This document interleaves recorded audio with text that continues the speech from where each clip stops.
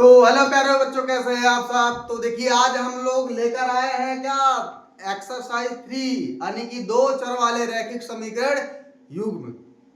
तो आज हम लोग केवल इसके बारे में, केवल इसके जितने भी जो भी होता है इसके बारे में परिचय सारा कुछ एकदम बेसिक से जानेंगे। उसके बाद अगले प्रश्नावली में यानी कि अगले क्लास में हम लोग क्या करेंगे, इसके उदाहरण और प्रश्न फिर करेंगे आराम से। क्योंकि अगर आप इसके बारे में बेसिक समझ गए ना, फिर मान के चलो फिर उदाहरण और प्रश्न में कोई दम ही नहीं रह जाएगा जो है। और इसलिए इसका केवल परिचय करने वाले हम लोग हैं क्योंकि यह चैप्टर इतना स्कोरिंग चैप्टर है, इतना स्कोरिंग चैप्टर है। पूरे चैप्टर यानी कि जितने भी अध्याय है पूरे आपके गणित के सिलेबस में सबसे ज्यादा स्कोरिंग चैप्टर यही वाला चैप्टर है, दो चर वाले रैखिक समीकरण युग्म। इसीलिए इसको बड़े आराम और शांति से पढ़ना, और एक तरह से आसान भी है, एक तरह से आसान भी है। अगर आप बिना एक भी क्लास मिस किए अगर आप पूरा अटेंड करते हो तो मान के चलो पूरे लेसन जब जिस दिन समाप्त होगा आप पूरे इसमें इतना आपकी पकड़ इतनी मजबूत हो जाएगी इस चैप्टर में कि आपसे अगर क्वेश्चन में कुछ भी कोई भी कहीं से भी क्वेश्चन पूछा जाए इस चैप्टर से तो आप तुरंत प्रभाव से उसको कर पाओगे। तो चलिए शुरू करते हैं कि दो चर वाले रैखिक समीकरण होते क्या है, क्या क्या क्या इनके बारे में बात है, एकदम बेसिक से जानेंगे। तो आइए स्टार्ट करें, यानी कि स्टार्ट हम लोग करने वाले हैं दो चर वाले रैखिक समीकरण युग्म। एकदम बेसिक से समझेंगे कि होता क्या है, ध्यान से देखना। दो चर वाले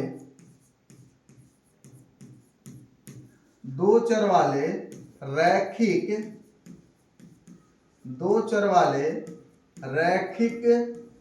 समीकरण युग्म, दो चर वाले रैखिक समीकरण युग्म। अब ध्यान से देखना, एक बार थोड़ा सा गौर करना कि आपने क्लास 9th में क्या पढ़ा था। अगर याद हो बताओ जल्दी से, कमेंट करो। आपने क्लास 9th में पढ़ा था कि नहीं पढ़ा था? आपने क्लास 9th में पढ़ा था एक चर वाले रैखिक समीकरण, एक चर वाले रैखिक समीकरण, एक चर वाले रैखिक समीकरण आपने पढ़ा था, युग्म नहीं पढ़ा था। युग्म का मतलब होता है जोड़ा, आपको एकदम जोड़े के साथ मिलेगा हर एक समीकरण। तो एक चर वाले आप लोगों ने क्या पढ़ा था, जैसे यहाँ पे दे दिया था 4x प्लस का 5 बराबर में 0।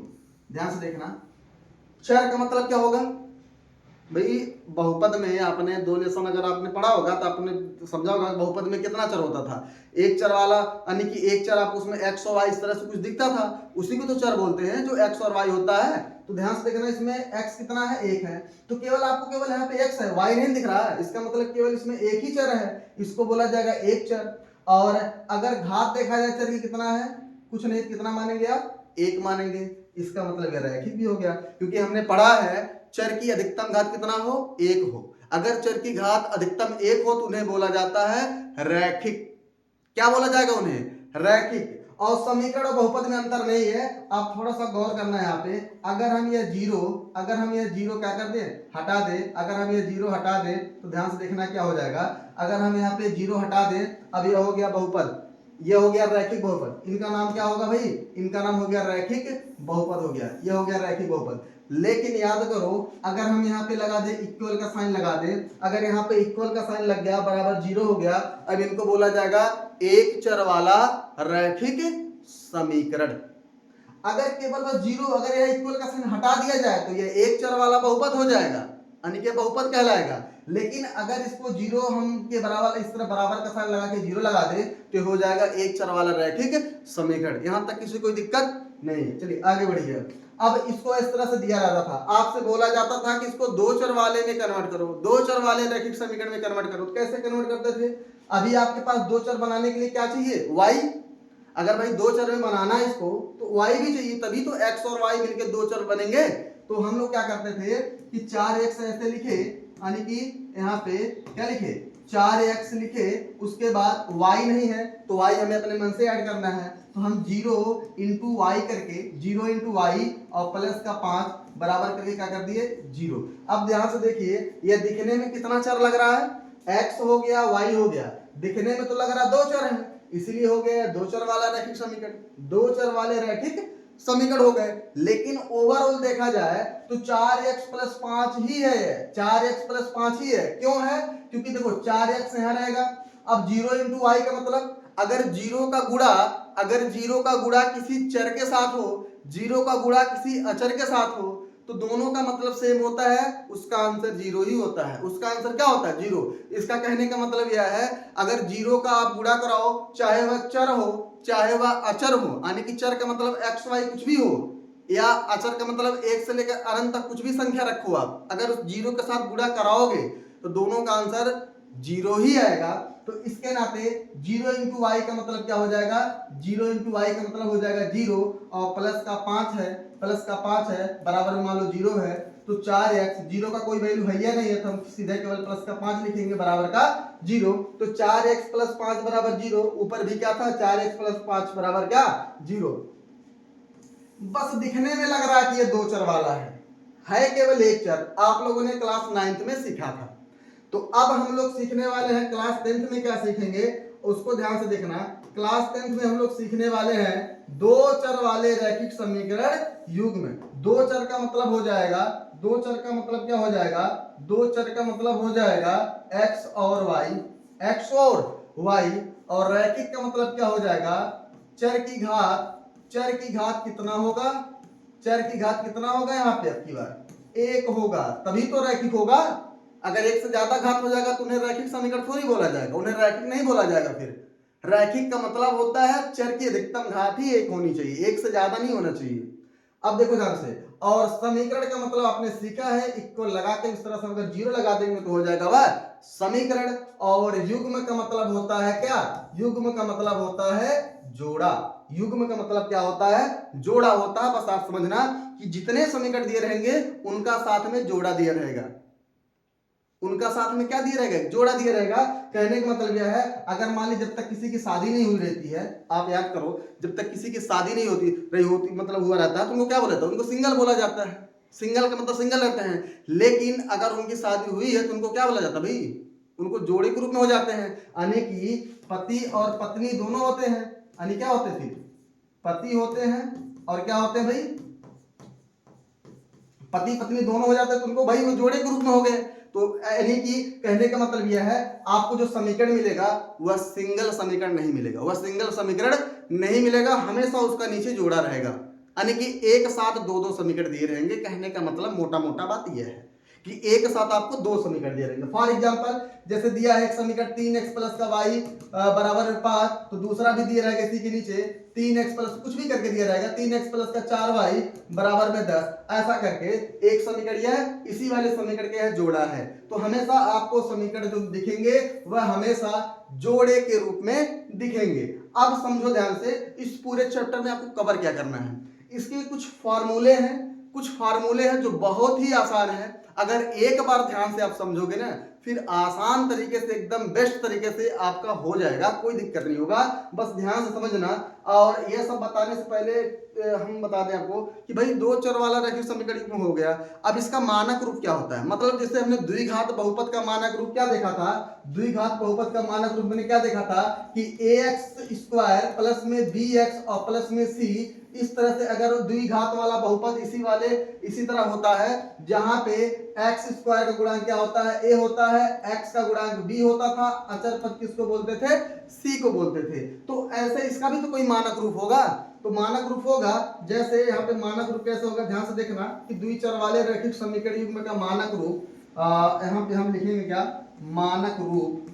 मानक रूप, तो मानक रूप क्या होगा? ध्यान से देखना कैसा होगा यह, क्योंकि यह रैखिक वाला है तो कोई घात तो होगा नहीं, सिंपल होगा ax प्लस का by और प्लस का c बराबर में 0। एक यह हो गया, दूसरा यह हो जाएगा फिर से ax प्लस का by और प्लस का c बराबर में 0।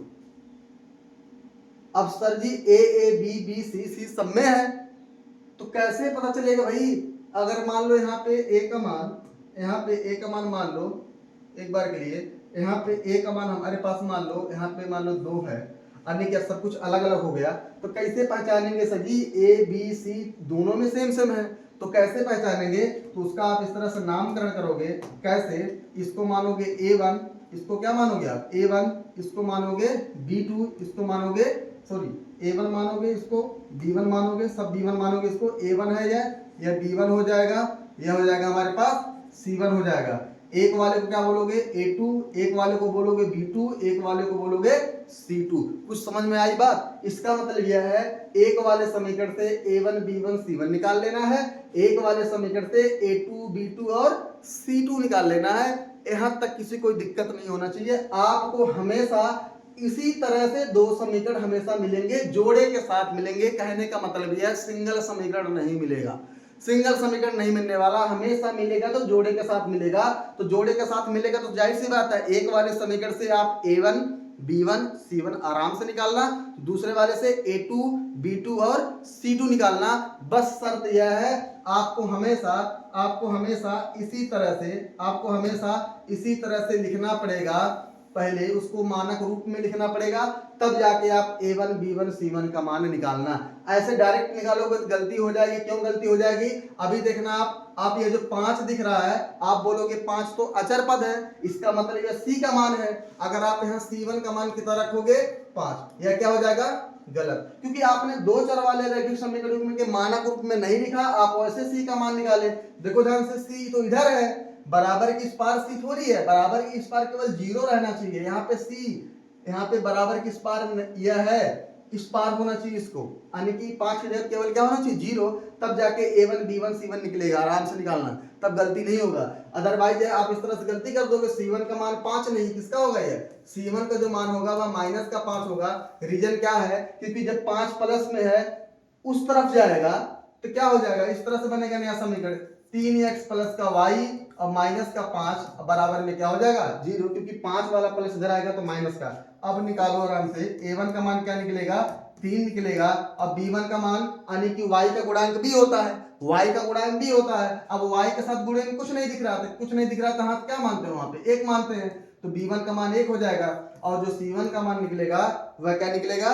यानी कि चिन्ह के साथ, इसके साइन के साथ उसको लिया जाएगा, यानी कि 5 का चिन्ह क्या है? माइनस का, तो C का मान हो जाएगा माइनस का 5। बस इस तरह से A1 B1 C1 निकलेगा। A2 B2 C2 निकालना हो तो क्या निकलेगा? यहाँ पे A2 का मान यहाँ पे क्या है? 2 है, और B2 का मान कितना हो जाएगा? 4 है। क्यों? क्योंकि B किसको कहा जाता है? Y वाले गुणांक को, तो Y के साथ गुणे में कौन है? 4 है, तो B2 का मान 4 हो जाएगा। और ये जो 10 है यह तो अचर पद है, अचर पद को क्या बोला जाएगा? C।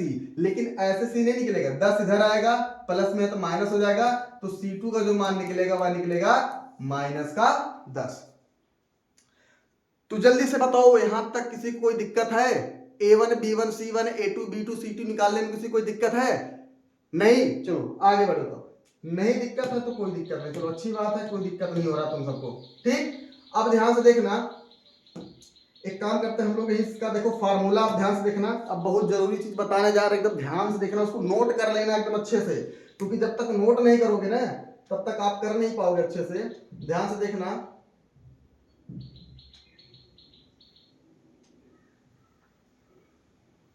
हाँ अब ध्यान से देखना यार, बहुत जरूरी चीज बताने जा रहे हैं, उसको एकदम ध्यान से देखना। यहाँ पे देखो ध्यान से, अब आपको अनुपात किस तरह दिया रहेगा? जैसे आपको मान लीजिए हमारे पास एक समीकरण इस तरह दे रखा है, यानी कि 3x प्लस का 2y और प्लस का 5 बराबर में 0, और एक समीकरण जोड़ा भी इसका और दिया रहेगा नीचे कि x और प्लस का 3y और प्लस का 4 बराबर में 0। यह हो गया हमारे पास समीकरण नंबर 1 हो गया, यह हमारे पास हो गया समीकरण नंबर 2। अब इसको हम समीकरण नंबर 1 और 2 मान करके इसको रख दे रहे हैं। ध्यान से देखना इसको, आप ध्यान से देखना इसको, समीकरण नंबर 1 और 2 यहाँ पे है आराम से, ठीक। समीकरण नंबर 1 और 2 हो गया। अब ध्यान से देखना इसमें फॉर्मूला कैसे होगा, यानी कि आप A1 B1 C1 निकालना जाने ही हो, यानी कि यहाँ पे हो जाएगा, यानी कि A1 अगर A1 बटे में A2 बराबर नहीं है B1 बटे B2 के, यानी कि आप एक वाले समीकरण से जब A1 B1 C1 निकालोगे, दूसरे वाले से A2 B2 C2 निकालोगे, और A1 बटे A1 में A2 से भाग दोगे, A1 में A2 से क्या करोगे? A1 में A2 से भाग दोगे, A1 में A2 से भाग दोगे, B1 में B2 से भाग दोगे, और दोनों का आंसर बराबर नहीं आया, इसका मतलब A1 बटे A2 बराबर नहीं है B1 बटे B2 के। इस कंडीशन में क्या होती है? इस कंडीशन में अगर आपसे पूछेगा कि रेखाएं कैसी हैं, तो आप रेखाएं कैसी बोलोगे? रेखाएं बोलोगे कैसी है? प्रतिच्छेदी है।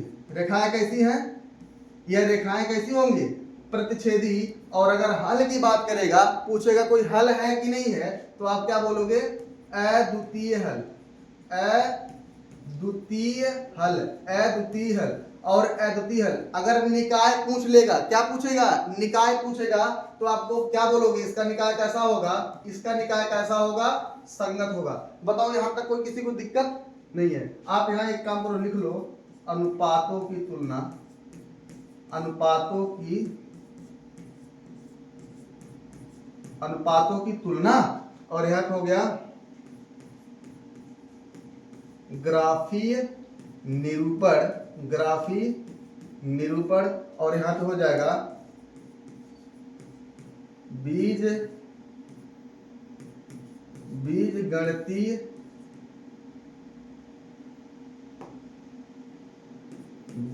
गणितीय निरूपण, और यहां पे हो जाएगा एक, हो जाएगा हमारे पास निकाय, निकाय कैसा है। और यहां तक किसी को दिक्कत नहीं होना चाहिए, और इसको हम थोड़ा सा इस तरह दिखा दें ताकि कोई दिक्कत ना हो, कोई दिक्कत नहीं है। अगला देखो ध्यान से, अगर a1 बटे में a2 बराबर हो जाए b1 बटे b2, यह भी बराबर हो जाए c1 बटे c2 के, तब क्या होगा। अगर a b c का अनुपात, यानी कि a बटे a2 का, a1 बटे a2 का अनुपात, b1 b2 का अनुपात, c1 c2 का अनुपात, अगर तीनों बराबर हो जाए तो कौन सी रेखा भाई वह कौन सी रेखा होगी, वह होगी हमारे पास कैसी रेखा, वह हो जाएगी हमारे पास समपाती रेखा। कैसी हो जाएगी वह, समपाती रेखा हो जाएगा। और हल की बात पूछेगा कि बताओ बीजगणितीय निरूपण में इसका हल कितना होगा, तो हल कितना होगा भाई, अनेक हल। कितना होगा, एक दो नहीं, कितना होगा, अनेक हल। अनेक हल का मतलब क्या हो जाएगा, अनंत हल। अनेक हल का मतलब क्या हो जाएगा, अनंत हल। और अगर निकाय पूछेगा, क्या पूछेगा, निकाय पूछेगा, क्या बोलेंगे, निकाय कैसा होगा इसका, संगत। निकाय कैसा होगा इसका, संगत निकाय होगा। और तीसरा, यानी कि a1 बटे में a2 बराबर हो जाए b1 बटे b2 के, लेकिन c1 और c2 बराबर ना हो, तो क्या होगा, a1 बटे a2 का अनुपात बराबर हो जाए b1 बटे b2 का अनुपात, लेकिन c1 और c2 का अनुपात बराबर ना हो, तो रेखाएं कैसी हैं, तो रेखाएं कैसी बोलेंगे, तो रेखाएं बोलेंगे क्या है, यह समांतर है। क्या होगा, यह समांतर। और हल की बात पूछेगा, कितना कितना हल निकलेगा, तो समांतर रेखा में क्या होगा, कोई हल नहीं होगा, कोई हल संभव नहीं है, कोई हल संभव नहीं होगा। इस कंडीशन में कोई हल संभव नहीं होगा। और उसके बाद अगर पूछे हमारे पास क्या पूछा, अगर आपसे अगर पूछ ले आपसे भाई संगत कैसे, इसका निकाय कैसा होगा, तो निकाय कैसा होगा, असंगत। निकाय कैसा होगा, असंगत। निकाय कैसा होगा इसका, असंगत होगा। याद रखना, निकाय कैसा होगा इसका, असंगत होगा। आया बात समझ में, निकाय कैसा हो जाएगा इसका, असंगत। तो यहां तक किसी को कोई दिक्कत नहीं होना चाहिए। अब ध्यान से देखना,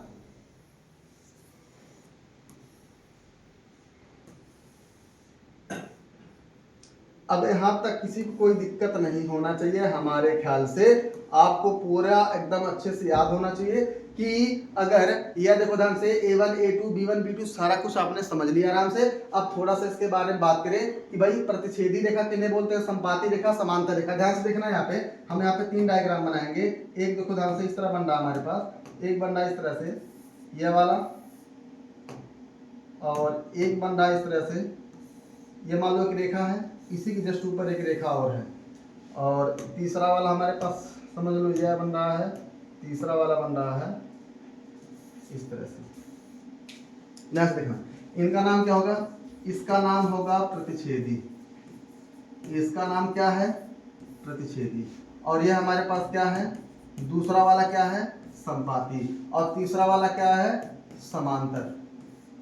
अब ध्यान से देखना भाई, ये जो रेखाएं हैं जितने बिंदु को काटेंगे उतना हल निकलेगा, जितने बिंदु को काटेंगे उतना हल निकलेगा। आप देखना ध्यान से, प्रतिच्छेदी रेखा में या प्रतिच्छेदी रेखा में यहाँ पे कितने बिंदु पे कटान हो रहा है भाई, केवल एक बिंदु को काट रहा है। इसीलिए तो बोले हैं कि जब a1 बटे a2 बराबर नहीं हो b1 बटे b2 के, तो उसको बोला जाएगा प्रतिच्छेदी रेखा। और प्रतिच्छेदी रेखा में कितना होता है, अद्वितीय हल। अद्वितीय हल का मतलब कितना होता है, अद्वितीय हल का मतलब होता है केवल कितना हल होता है, अद्वितीय हल का मतलब होता है केवल एक हल। अद्वितीय हल का मतलब केवल एक हल। और अगर निकाय पूछेगा कि इसका निकाय कैसा है, संगत है कि असंगत, तो आप क्या बोलोगे, संगत है। और दूसरा देखो, a1 बटे a2 बराबर है b1 बटे b2 के, c1 और c2 भी बराबर है, तो रेखाएं कैसी हैं, संपाती। संपाती रेखा, सपोज करो मान लो एक रेखा पहले से है, अब इसी के जस्ट ऊपर एक रेखा और इस तरह से चढ़ जाए, उसी रेखा के ऊपर एक रेखा और आ जाए एकदम सेम टू सेम, तो मतलब सारे बिंदु को काट रहा है, सारे बिंदु को काट रहा है, इनको बोला जाएगा संपाती। अब संपाती में और हल की बात पूछेगा तो अब बताओ, यहाँ पे एक बिंदु को काटा तो एक हल निकला, और संपाती में तो सारे बिंदु को काट रहा है, एक बिंदु नहीं सभी बिंदुओं को काट रहा है, अनंत बिंदुओं को काट रहा है, तो क्या निकलेगा उसका, अनंत हल। और अगर निकाय पूछेगा तो कैसा होगा वह, संगत होगा। अब देखो ध्यान से, अगर a1 बटे a2 बराबर है b1 बटे b2 लेकिन c1 c2 बराबर नहीं है, तो उनको बोला जाएगा क्या, समांतर। और समांतर में कोई हल नहीं होगा। और निकाय पूछेगा तो उसको क्या बोलेंगे, असंगत। फॉर एग्जांपल जैसे देखो, यह है रेल की पटरी, रेल की पटरी देख रहे हो, रेल की पटरी की तरह। अब रेल की पटरियां क्या होती है, दूसरे के समांतर होती है। अब ध्यान से देखना, एक रेखा ऐसी जा रही है, एक रेखा ऐसी जा रही है, मतलब ये दोनों कभी भी एक दूसरे को काटेंगे क्या, यह एक दूसरे को कभी भी प्रतिच्छेद करेंगे क्या, नहीं करेंगी। जब प्रतिच्छेद नहीं करेंगी और जब तक ये आपस में कटेंगी नहीं, तब तक इनका हल नहीं निकलेगा। इसका मतलब समांतर रेखा में कोई हल नहीं निकलता है, समांतर रेखा में कोई हल नहीं निकलता है। प्रतिच्छेदी रेखा में एक बिंदु को काटेगा, इसलिए अद्वितीय हल मतलब एक हल निकलता है। संपाती वाले रेखा में जस्ट उसी के सेम ऊपर एक रेखा और चढ़ी होती है, उसको बोला जाता है संपाती। तो संपाती में अनंत हल निकलता है, और समांतर रेखा में कोई हल नहीं निकलता है। जैसा कि यहाँ बताया गया, समांतर रेखा में कोई हल संभव नहीं होगा।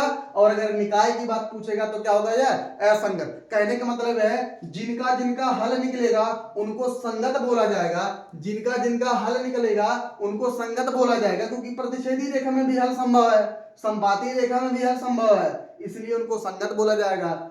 समांतर रेखा में इनका हल संभव नहीं है, इसलिए क्या बोला जाएगा, इनको असंगत बोला जाएगा। अब यहां से ध्यान से देखना, अब यहां तक आपको कोई दिक्कत नहीं होना चाहिए, यहां तक आपको कोई दिक्कत होना नहीं चाहिए उसे। अब ध्यान से देखना, यह हो गया। अब आगे ध्यान से देखिए यहाँ पे कि कैसे कैसे बताओगे आप। जैसे पहला वाला जो समीकरण हमने एग्जांपल में लिया है, अब यहां से निकालते हैं a1 b1 c1 निकालते हैं। देखो ध्यान से, तो समीकरण नंबर 1 से आप देखना, समीकरण नंबर 1 से आप प्रश्न में क्या पूछेगा कि चेक करो दिए गए समीकरण संगत है कि असंगत। ये एक प्रश्न यह हो गया, या ऐसे प्रश्न बन सकता है कि चेक करो दिए गए समीकरण की जो है रेखाएं कैसी हैं, या ऐसे बोल सकता है कि चेक करो कि दिए गए जो समीकरण है उनका हल संभव है कि नहीं है। तो 3 प्रश्न आपसे बनेगा पूरे सिलेबस में। इस वाले चैप्टर में 3.1 वाले में आप जब पढ़ोगे, एग्जाम्पल जब कराएंगे या प्रश्नावली कराएंगे, उसमें आपको 3 तरह से सवाल पूछा जाएगा। एक पूछा जाएगा बताओ कि रेखाएं कैसी हैं, तो आपको बताना रहेगा प्रतिच्छेदी है, संपाती है, समांतर है। दूसरा आपसे पूछा जाएगा कि बताओ, तो आपको बताना रहेगा इसका एक हल है कि अनेक हल है कि कोई हल नहीं है। और तीसरा आपसे पूछा जाएगा कि संगत है कि असंगत है, यह पूछा जाएगा। तो चलो पहला वाला स्टार्ट करते हैं कि रेखाएं कैसी हैं, यह पता करना हो तो इनसे कैसे पता किया जाएगा, आपको पता होना चाहिए ना भाई, कैसे पता होगा ये। तो पहले वाले समीकरण से क्या निकालना है, a1 b1 c1। तो a1 का मान क्या निकलेगा, x का गुणांक a1 होता है, तो a1 का मान क्या निकलेगा यहाँ पे 3। b1 का मान y का गुणांक b होता है, तो b1 का मान कितना हो जाएगा, 2 हो जाएगा। और c1 का मान अचर पर होता है c, तो c1 का मान 5 हो जाएगा। और समीकरण 2 से a2 का मान कितना हो जाएगा भाई, x का गुणांक a होता है, तो यहाँ पे x का गुणांक कुछ नहीं है, तो हम क्या मानेंगे, यहाँ पे 1 मानेंगे। तो a2 का मान कितना हो जाएगा 1, b2 का मान कितना हो जाएगा 3, c2 का मान कितना हो जाएगा हमारे पास 4। निकल गया आराम से। अब तुलना कर लो, इससे पता चल जाएगा कि रेखाएं कैसी हैं कैसी नहीं, आप आराम से पता कर लोगे। आप a1 बटे a2 में इस तरह से a1 में a2 से भाग दो, तो a1 का मान क्या निकला है 3। A2 का मान क्या निकला है 1। आप यही मान रहने दो, ये निकला है A1 और A2 का मान। अब यही पे निकाल लो B1 और B2 का मान। अगर A और B बराबर नहीं रहेगा तो C को तो चेक करने की जरूरत नहीं है, क्योंकि C कब चेक होगा, जब A और B बराबर होंगे तब हम C को चेक करेंगे। C बताएगा कि संपाती है कि समांतर है, क्योंकि संपाती वाले में भी A और B बराबर होते हैं, समांतर वाले में भी A और B बराबर होता है। तो A और B बराबर हो जाए तो तुरंत आप ये नहीं बता सकते कि संपाती है कि समांतर है। कौन बताएगा, बस C बताएगा। अगर C भी बराबर हो जाए तो संपाती, अगर C बराबर नहीं होगा तो समांतर। तो ध्यान से देखना, अब यहाँ पे B1 का मान क्या निकला है 2 निकला है, और B2 का मान क्या निकला है 1 निकला है। इसका मतलब आप क्या देख रहे हो भाई, A1 A2 का मान 3/1, B1 B2 का मान 2/1, यानी कि यहाँ लिखेंगे चूंकि A1 बटे में A2 बराबर नहीं है B1 बटे B2 के। क्यों नहीं बराबर है, क्योंकि A1 A2 का मान कितना है 3 और B1 और B2 का मान क्या निकला है 2। तो 3 के बराबर कभी 2 हो पाएगा क्या, 3 बराबर 2 होता है, आपने पढ़ा है कहीं, नहीं होता है। इसका मतलब A और B बराबर नहीं है। अतः दिए गए समीकरण कैसी है, दिए गए समीकरण क्या होंगे तब, प्रतिच्छेदी रेखा का समीकरण होगा, क्योंकि A1 और A2 बराबर नहीं है B1 B2 के, उनको बोला जाएगा प्रतिच्छेदी रेखा। अतः यहां लिखेंगे, अतः दिए गए समीकरण, अतः दिए गए समीकरण प्रतिच्छेदी, दिए गए समीकरण प्रतिच्छेदी रेखा का समीकरण है। दिए गए समीकरण प्रतिच्छेदी रेखा का समीकरण है। दिए गए समीकरण प्रतिच्छेदी रेखा का समीकरण है। और सुन ध्यान से एक बात और, अगर इसी में पूछ लिया होता कि हल भी बताओ तो क्या बोलते, अतः अद्वितीय हल होगा। अतः क्या होगा, अद्वितीय हल होगा। और अगर आपसे पूछ लेता है एक बार बताओ कि इसका निकाय कैसा है, संगत है कि असंगत, संगत है कि असंगत, हमने बताया हल होगा तो संगत, तो निकाय कैसा होगा इनका, संगत होगा। तो हमारे ख्याल से आप यह समझ पा रहे होंगे आसानी से कि किस तरह से आपको इस तरह से करना है। तो आप एक बार, हमारी आपसे रिक्वेस्ट है कि आप जैसे जैसे बताएं उसका एक नोट बना लेना और एकदम अच्छे से याद कर लेना उसको, और देखना कि कल जब हम लोग ना अगली क्लास करेंगे उदाहरण के, एकदम आप तुरंत प्रभाव से उसका आंसर तुरंत बता पाओगे और तुरंत चेक कर पाओगे, बिना सॉल्व किए चेक कर लोगे कि भाई निकाय कैसा, संगत है कि असंगत, प्रतिच्छेदी है कि समांतर है कि संपाती है, सबका मतलब अच्छे से समझा दिए है। तो आप एक बार रिवीजन कर लेना, नोट डाउन कर लेना, और मिलते हैं अगली क्लास में, यानी कि कल के क्लास में। तब तक के लिए बाय।